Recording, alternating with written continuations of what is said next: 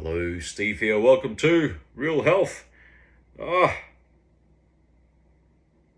Also, don't forget, Concierge Health Advisor for the video people. The Real Health is for the voice people, the hearing people, the podcast people.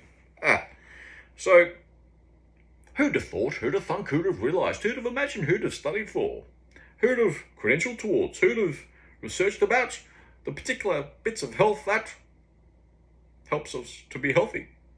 Yes, who'd have thought that it's about? Stuff that up. Hey, it's been 2 weeks since I've done an episode since the birth of my child, which brings us to today's episode, birth defects.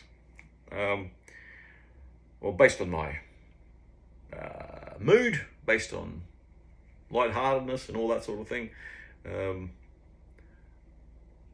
there's been no issues with my second born, which is daughter number 2.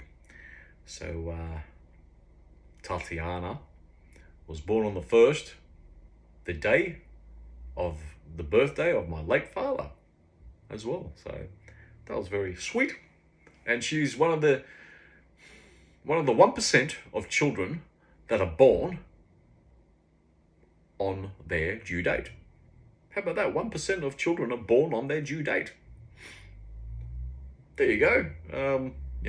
With my caper, with the micronutrients caper, with having a good pregnancy and birth outcome, comes out to you also come out on the due date. How about that?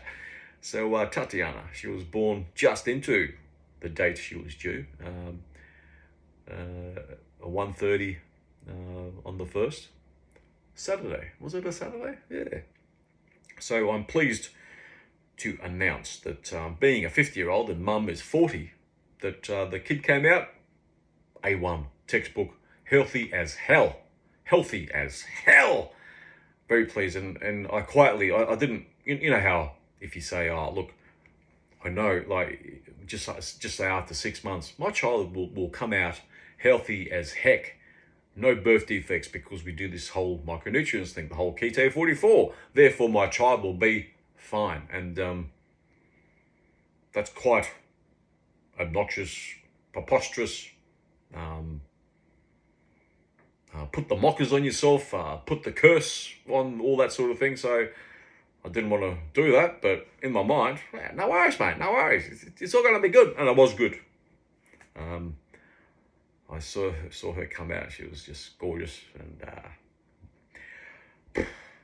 very, very pleased papa sitting right here.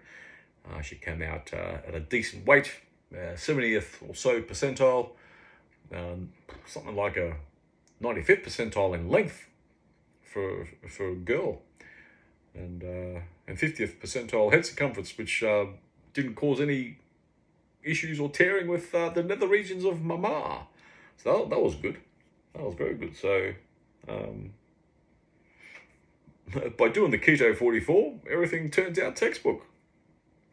Even greater than textbook, because the textbook that we have at the moment, no good. So in pregnancy, there was no hypertension, no diabetes, nothing, right? They were talking about robotic and protocols and the like. That magic age of, she's got a 4 in front of her age, therefore this risk, therefore that risk, therefore you must have this checkup, that scan. Settle down. Just settle the heck down, you idiots. And so we didn't do all the checkups, but we did a few just out of general curiosity, especially, you want to see if you're having a boy or a girl. And so there you go. I had a reality check. I've got now pretty much got 5 daughters, 2 of my own, 4 now from mama. Yes, it's one of those situations, but I got the reality check from the eldest of mama. How do you feel about your 5th daughter? What? 5th? Yeah, 5th daughter. So that was interesting. So pregnancy went fine. There was a moment or two. I'll register it as one moment where there was some lower extremity puffing up, or edema for 1.5 or so days. After 8 months or so, that was gone after 1.5 days. I made sure Mama, was in the sun often, bare feet on the grass, that sort of thing. The whole idea of electricity discharge and all that sort of thing. I don't know. I'm just checking because of my last video, which I had to can, RFK one, it went slow-mo. Huh? Yeah, so during birth, the labour was 5 hours. That's a decent labour, as in water's breaking. There was probably 3 hours of pain. How about that? I'm approximating 3 hours of pain, and that's pretty good. And so the kid came out decent size, and we wanted to only be there for the minimum 6 hours, because they've done the whole medicalizing childbirth, and got these protocols, and seeing it's number 4 for mum, and you can go after 6 hours, but we had to stay 24 hours due to meconium exposure for the child, right? So, and I thought, this is after hour 8. I'm thinking, hey guys, 8 nurses, are you guys checking, monitoring this meconium exposure, like in the lungs? And no, just general checks. Look, we're out of here. So I explained myself away, like being in hospital in a tiny 4-bed type cubicle in a massive bloody maternity ward in a public hospital. Not good. It's not going to be good for mum or bub. And weighing up the options, seeing how bub is going, thriving well. Mum knows what to do. Look, we're out of here. We know what to do if there's any issues, that sort of thing. Yes, we will come straight back to hospital and all that sort of thing. Do your checkup, get your stethoscope out, and the hearing test, like this fixation on hearing test, like, the baby, she was a bit too young and we didn't get the reading. Well, so what? Like, can you actually cure hearing loss or deafness in childbirth? Can you? Well, if you can't, we're out of here still. Now, piss off. So, yeah, they let us go. Oh, at your own risk. Yeah, shut up. So we went home, and nice relaxed environment. Kids sleeping, up to 5 and 6 hours. I've got a little bit to say on this whole 2 and 3 hour feeding thing, which will be very interesting. But just a bit more on birth defects. Basically, low incidence. Well, let me tell you, in the last going on 60 years now, we've known that we've eliminated birth defects in our captive animals in zoos, and the ones that produce for us and whatnot, and we've eliminated birth defects, and even got close to extinction, animals that are close to extinction, back from the brink, like pandas and all that, white rhino, different examples out there. And because we identified, well, a few stories with Dr. Joel Wallach, very, very insightful veterinarian, which pretty much saved pandas himself. They're not going to give a Nobel Peace Prize to anyone that suggests nutrients will save you, right? So yeah, he pretty much saved the pandas. But yeah, we've known with veterinary science that we've pretty much eliminated birth defects with 90 declared essential micronutrients. Guess what? Humans need that too, but Oh, humans don't need 90 essential micronutrients. We just need insurance and antibiotics and bloody uh, corticosteroids.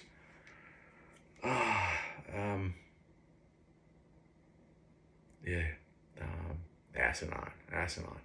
So, in the back of my mind, without being too bravado-ish about having no defects, I knew that our child, Tatiana, will come out better than textbook. And she did. She did. And in her, 2.5 weeks.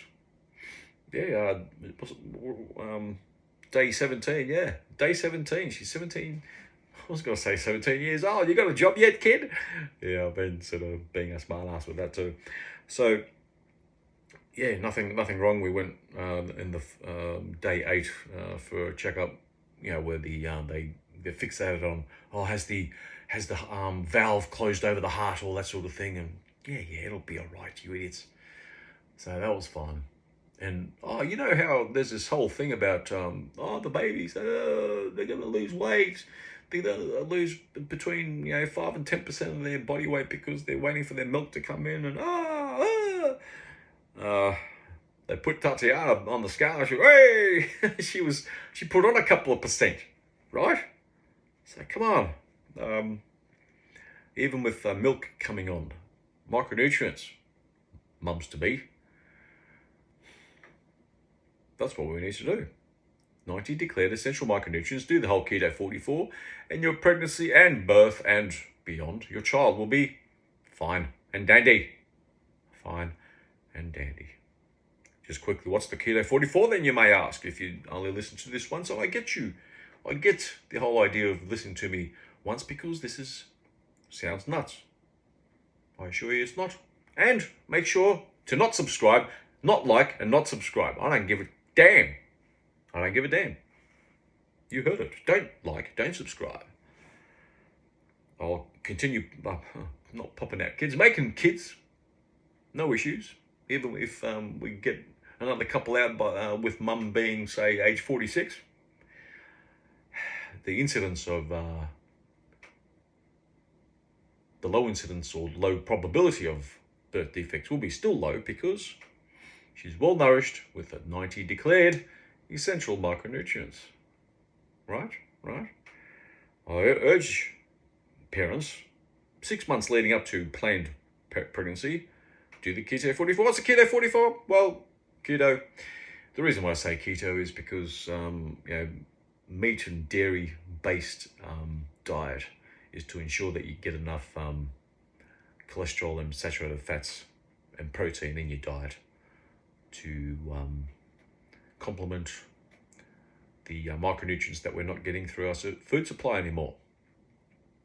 So aim for 80%, 80% of the calories in keto, and that is a good base. That's a great base to start on.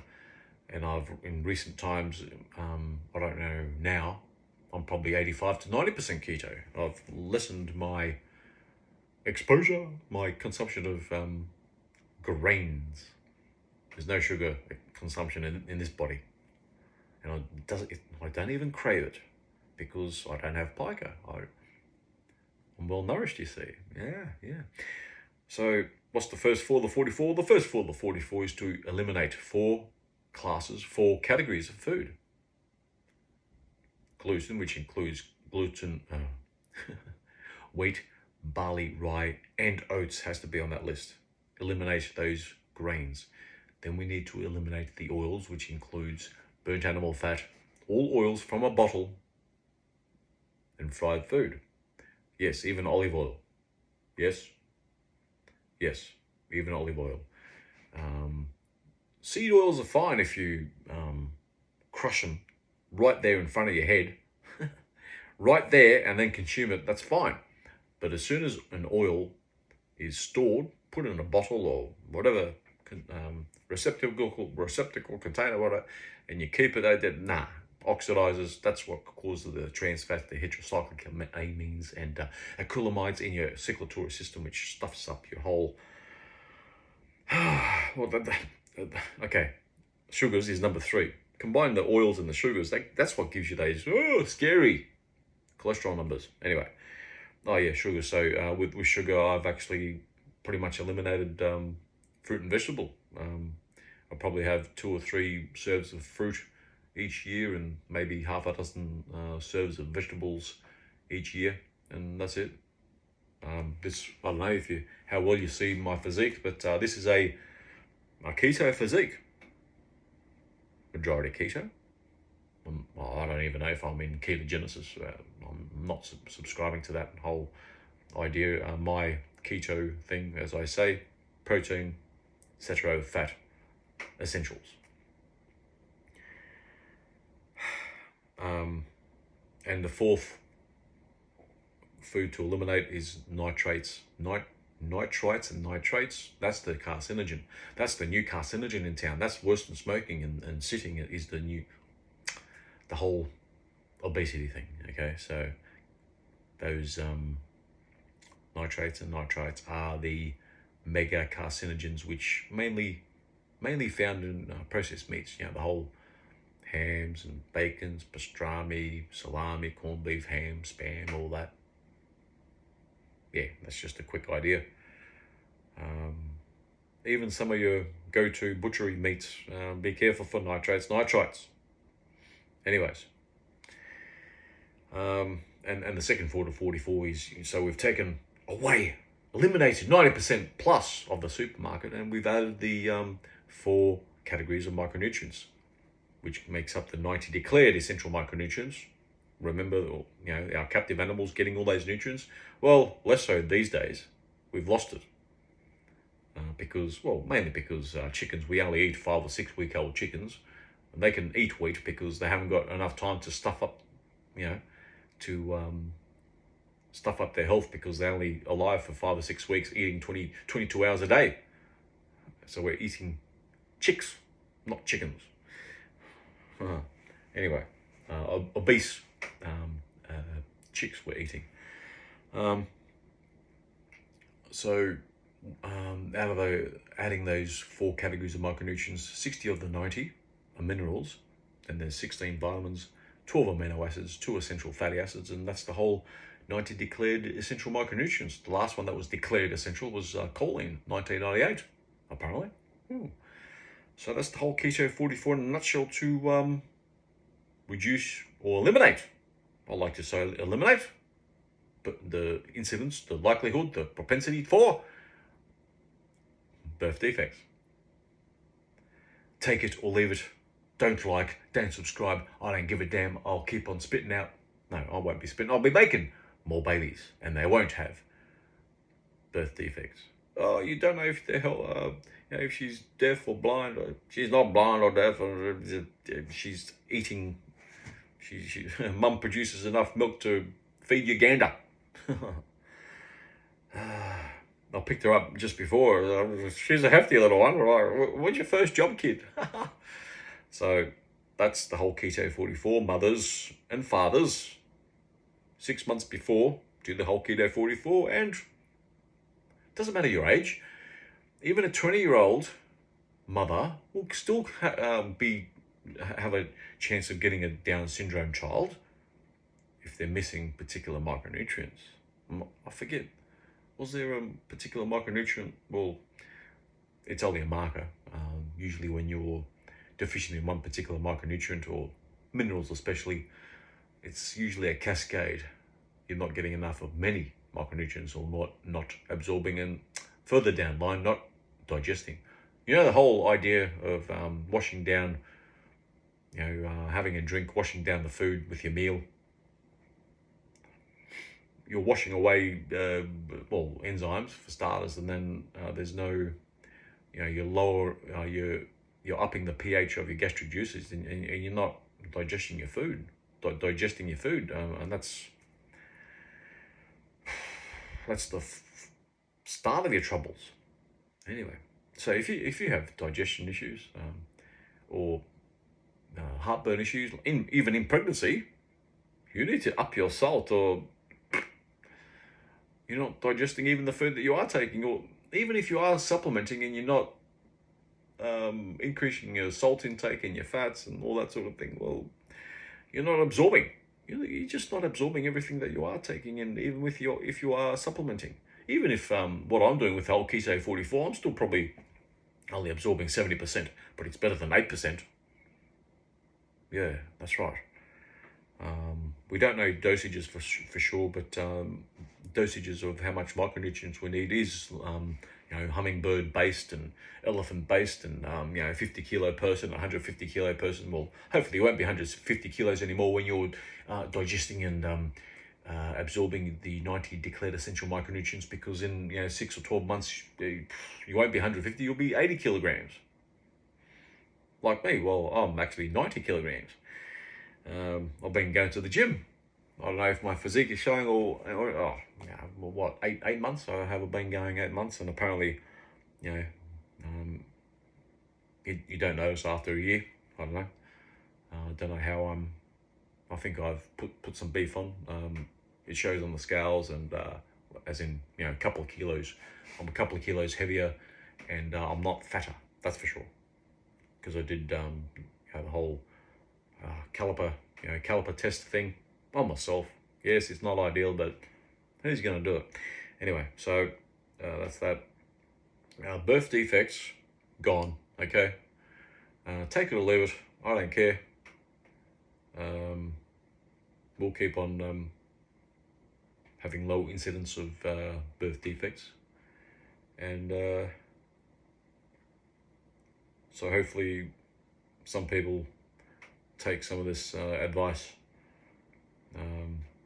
Okay, don't think of it as advice then, opinion. And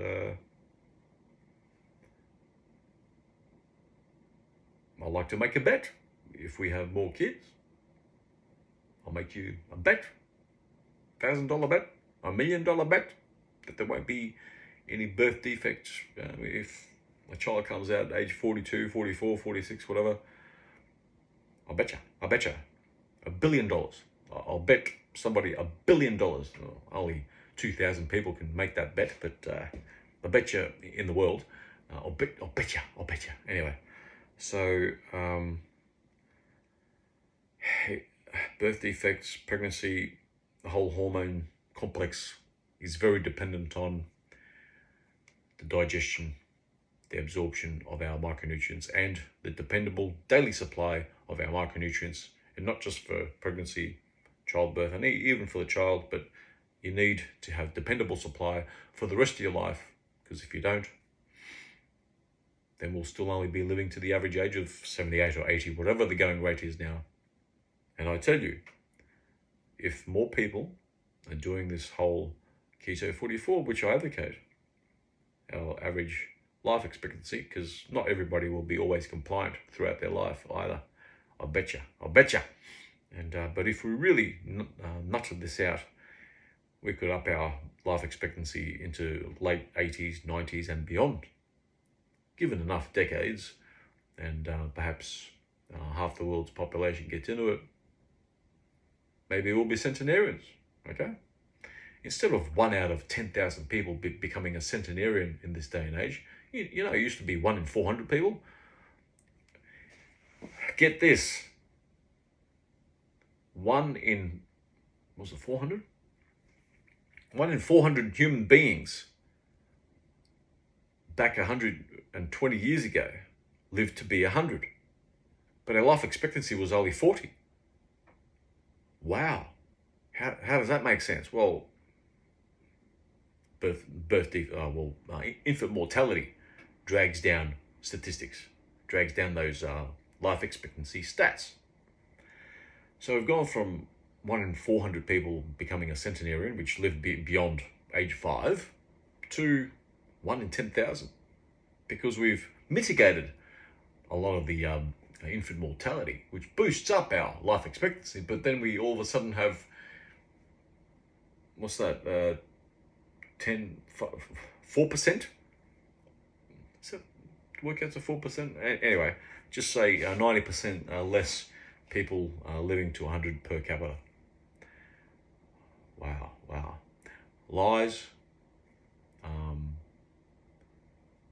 Lies, big lies, and statistics. Anyway, so that's it. I've done my dash for this episode with birth defects, confirming that my birth of my child come out great. Tatiana.